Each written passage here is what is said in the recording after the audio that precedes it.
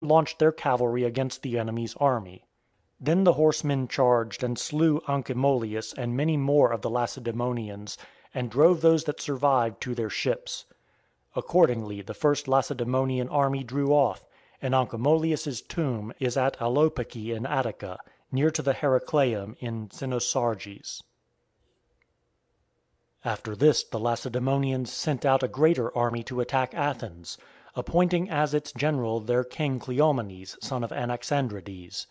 This army they sent not by sea but by land. When they broke into Attica, the Thessalian horsemen were the first to meet them. They were routed after only a short time, and more than 40 men were slain. Those who were left alive made off for Thessaly by the nearest way they could. Then Cleomenes, when he and the Athenians who desired freedom came into the city, drove the tyrant's family within the Pelasgic wall, and besieged them there. The Lacedaemonians would never have taken the Pisistratid stronghold. First of all, they had no intention to blockade it, and secondly, the Pisistratidi were well furnished with food and drink. The Lacedaemonians would only have besieged the place for a few days and then returned to Sparta. As it was, however, there was a turn of fortune which harmed the one party and helped the other. For the sons of the Pisistratid family were taken as they were being secretly carried out of the country. When this happened, all their plans were confounded, and they agreed to depart from Attica within 5 days on the terms prescribed to them by the Athenians, in return for the recovery of their children. Afterwards they departed to Sigeum on the Scamander. They had ruled the Athenians for 36 years and were in lineage of the house of Pylos and Neleus, born of the same ancestors as the families of Codrus and Melanthus, who had formerly come from foreign parts to be kings of Athens. It was for this reason that Hippocrates gave his son the name Pisistratus as a remembrance, calling him after Pisistratus the son of Nestor. This is the way, then, that the Athenians got rid of their tyrants. As regards all the noteworthy things which they did or endured after they were freed, and before Ionia revolted from Darius and Aristogoras of Miletus came to Athens to ask help of its people, of these I will first give an account. Athens, which had been great before, now grew even greater when her tyrants had been removed. The two principal holders of powers were Cleisthenes and Alcmaeonid, who was reputed to have bribed the Pythian priestess, and Isagoras, son of Tisandrus, a man of a notable house, but his lineage I cannot say. His kinfolk, at any rate, sacrificed to Zeus of Caria. These men with their factions fell to contending for power. Cleisthenes was getting the worst of it in this dispute, and took the commons into his party.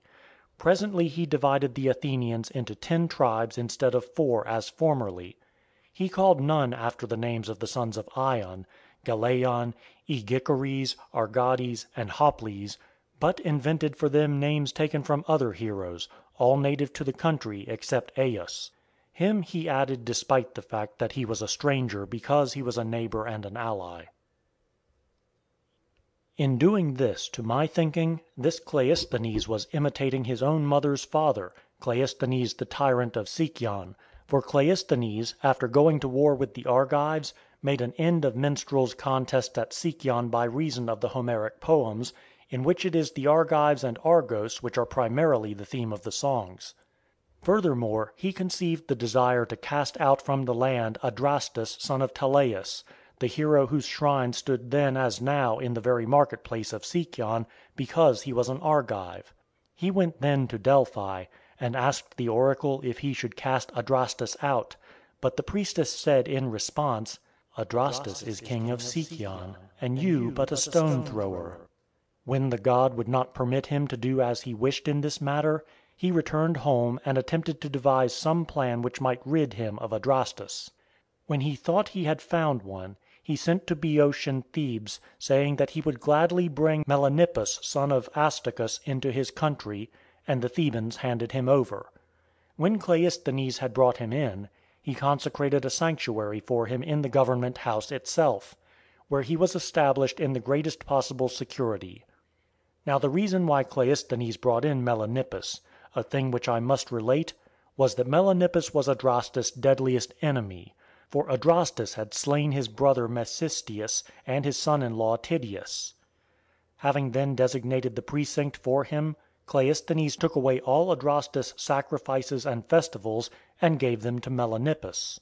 The Sicyonians had been accustomed to pay very great honour to Adrastus, because the country had once belonged to Polybus, his maternal grandfather, who died without an heir and bequeathed the kingship to him.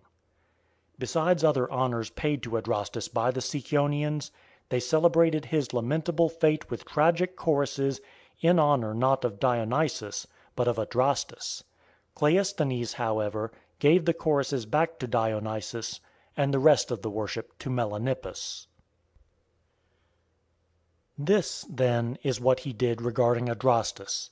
But for the tribes of the Dorians, he changed their names so that these tribes should not be shared by Sicyonians and Argives. In this especially he made a laughing-stock of the Sicyonians, for he gave the tribes names derived from the words donkey and pig, changing only the endings. The name of his own tribe, however, he did not change in this way, but rather gave it a name indicating his own rule, calling it Archeleoi, rulers of the people. The rest were Swinites, Assites, and Porkites. These were the names of the tribes which the Sicyonians used under Cleisthenes' rule and for 60 years more after his death. Afterwards, however, they took counsel together, and both changed the names of the three to Hilaeus, Pamphili, and Deimanete, and added a fourth which they called Aegialeus, after Aegialeus son of Adrastus. This is what the Sicyonian Cleisthenes had done, and the Athenian Cleisthenes, following the lead of his grandfather and namesake, decided, out of contempt, I imagine, for the Ionians, that his tribes should not be the same as theirs. When he had drawn into his own party the Athenian people, which was then debarred from all rights, he gave the tribes new names and increased their number, making 10 tribe wardens in place of 4, and assigning 10 districts to each tribe. When he had won over the people, he was stronger by far than the rival faction. Isagoras, who was on the losing side, devised a counterplot, and invited the aid of Cleomenes, who had been his friend since the besieging of the Pisistratidae. It was even said of Cleomenes that he regularly went to see Isagoras' wife. Then Cleomenes first sent a herald to Athens demanding the banishment of Cleisthenes, and many other Athenians with him, the accursed as he called them. This he said in his message by Isagoras' instruction, for the Alcmaeonidae and their faction were held to be guilty of that bloody deed, while Isagoras and his friends had no part in it. How the accursed at Athens had received their name I will now relate. There was an Athenian named Cylon, who had been a winner at Olympia.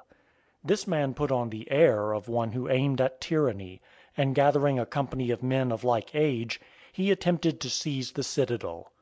When he could not win it, he took sanctuary by the goddess's statue. He and his men were then removed from their position by the presidents of the naval boards, the rulers of Athens at that time. Although they were subject to any penalty save death, they were slain, and their death was attributed to the Alcmaeonidae. All this took place before the time of Pisistratus. When Cleomenes had sent for and demanded the banishment of Cleisthenes and the accursed, Cleisthenes himself secretly departed. Afterwards, however, Cleomenes appeared in Athens with no great force. Upon his arrival, he, in order to take away the curse, banished 700 Athenian families named for him by Isagoras. Having so done, he next attempted to dissolve the council, entrusting the offices of government to Isagoras' faction. The council, however, resisted him, whereupon Cleomenes and Isagoras and his partisans seized the Acropolis. The rest of the Athenians united and besieged them for 2 days. On the 3rd day, as many of them as were Lacedaemonians left the country under truce. The prophetic voice that Cleomenes heard accordingly had its fulfilment, for when he went up to the Acropolis with the intention of taking possession of it, he approached the shrine of the goddess to address himself to her. The priestess rose up from her seat, and before he had passed through the doorway, she said, "Go back, Lacedaemonian stranger, and do not enter the holy place, since it is not lawful that Dorians should pass in here."